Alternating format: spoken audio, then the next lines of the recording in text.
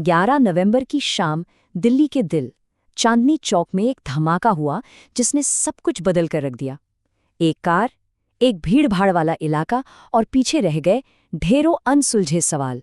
तो आज हम इसी घटना की एक-एक कड़ी को जोड़कर समझने की कोशिश करेंगे कि आखिर उस शाम हुआ क्या था। तारीख थी 11 नवंबर 2025 और शाम के ठीक 6:52 हो रहे थे। चांदनी चौक की रोज की तरह की चहल पहल में डूबी दिल्ली के लिए ये एक और आम शाम थी। लेकिन किसे पता था कि अगले ही पल एक जोरदार धमाका इस आम सी शाम को हमेशा के लिए बदल देगा। जांच में जो सबसे पहली चीज हाथ लगी वो थी सीसीटीवी फुटेज, और इसी फुटेज ने उस कार के आखिरी पलों को कैद कर लिया। फुटेज में साफ दिखता है कार एक बाजार से गुजर रही है, फिर एक ट्रैफिक सिग्नल पर आकर रुकती है और बस वहीं पर सब कुछ बदल जाता है, एक भयानक विस्फोट। तो चलिए सबसे पहले बात करते हैं उस जगह की जहां ये सब कुछ हुआ, चांदनी चौक, और समझने की कोशिश करते हैं कि धमाके के ठीक बाद वहां क्या मंजर था। ये धमाका हुआ एक Hyundai i20 कार में और जगह थी लाल किला मेट्रो स्टेशन के पास। मतलब दिल्ली का एक ऐसा इलाका जो दिन हो या रात हर वक्त हजारों लोगों की भीड़ से भरा रहता है। और इस पूरी त्रासदी का जो सबसे दर्दनाक पहलू है वो ये कि उस कार में 3 लोग सवार थे। धमाका इतना जबरदस्त था कि कार के परखच्चे उड़ गए और उन 3 लोगों का कोई सुराग तक नहीं मिला। धमाके का असर सिर्फ उस कार तक सीमित नहीं था, इसकी गूंज दूर तक गई। आसपास खड़ी गाड़ियां वो आग का गोला बन गई। पास की इमारतों के शीशे टूटकर सड़कों पर बिखर गए और पूरे इलाके में बस चीख पुकार और दहशत का माहौल था। जाहिर है शहर को फौरन हाई अलर्ट पर डाल दिया गया। अब इतनी बड़ी तबाही के बाद जाहिर है देश की बड़ी बड़ी जांच एजेंसियां तुरंत एक्शन में आ गईं। तो अब देखते हैं कि इस पूरी गुत्थी को सुलझाने के लिए क्या-क्या कदम उठाए जा रहे हैं। और ये कोई मामूली जांच नहीं है। देश की टॉप एजेंसियां इस केस पर एक साथ काम कर रही हैं। एक तरफ है NIA, जो ये देख रही हैं कि कहीं इसके तार किसी आतंकी संगठन से तो नहीं जुड़े। दूसरी तरफ है दिल्ली पुलिस की स्पेशल सेल, जो ग्राउंड पर सबूत जुटा रही हैं और लोकल इंटेलिजेंस पर काम कर रही हैं। और फिर है फोरेंसिक लैब, जिनकी टीम ये पता लगाने में जुटी है कि आखिर इस धमाके में किस चीज का इस्तेमाल हुआ था।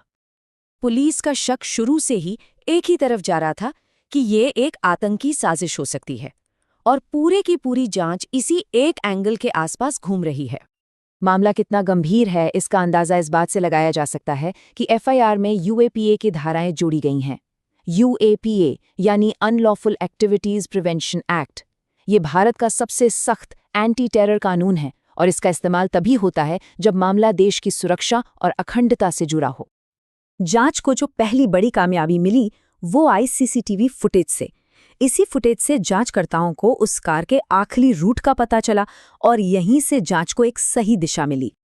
इस धमाके की गूंज सिर्फ चांदनी चौक में नहीं बल्कि पूरी दिल्ली में सुनाई दी। इसका असर शहर पर और यहाँ के लोगों पर बहुत गहरा पड़ा। सोचिए, एक तरफ थी सामान्य जिंदगी, लोगों की आवाजाही, शहर की रफ्तार, और धमाके के बाद दूसरी तरफ है डर और तनाव का माहौल।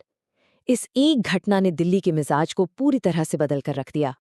सरकार और सुरक्षा एजेंसियां भी फौरन हरकत में आईं। पूरे शहर की सुरक्षा बढ़ा दी गई, खासकर पब्लिक प्लेसेस पर चौकसी और कड़ी कर दी गई। मामला इतना बड़ा था कि खुद होम मिनिस्टर ने मौके पर जाकर हालात का जायजा लिया और एजेंसियों से जल्द रिपोर्ट मांगी। जांच भले ही आगे बढ़ रही है, लेकिन एजेंसियों के सामने अब भी कई बड़े सवाल और चुनौतियां खड़ी हैं। सबसे पहला और सबसे बड़ा सवाल फोरेंसिक टीम के लिए है। आखिर धमाके में किस विस्फोटक का इस्तेमाल हुआ था? इसका जवाब ही बताएगा कि ये साजिश कितनी बड़ी और कितनी खतरनाक थी। जांच की दूसरी सबसे अहम कड़ी है वो कार। वो कार किसकी थी? उसका असली मालिक कौन था? उसका इतिहास क्या है? इन सवालों के जवाब जांच टीम को सीधे गुनहगारों तक ले जा सकते हैं। और शायद सबसे बड़ा सवाल जो पूरे शहर के मन में है, क्या ये एक अकेला हमला था या फिर ये किसी बड़ी और ज्यादा खतरनाक साजिश का सिर्फ एक हिस्सा है? दिल्ली का भविष्य कहीं ना कहीं इसी सवाल के जवाब पर टिका है। आज के इस डिजिटल दौर में एक और लड़ाई है जो लड़ी जा रही है, और वो है सोशल मीडिया पर। अफवाहें और गलत खबरें, ये न सिर्फ जांच को भटका सकती हैं, बल्कि शहर में डर और दहशत को और भी ज्यादा बढ़ा सकती हैं। तो आखिर में सवाल वही है जो हर किसी के जहन में है। इन तमाम चुनौतियों से पार पाकर हमारी एजेंसियां कब तक इस डरे हुए शहर को जवाब दे पाएंगी? फिलहाल इस सवाल का जवाब वक्त के पास है।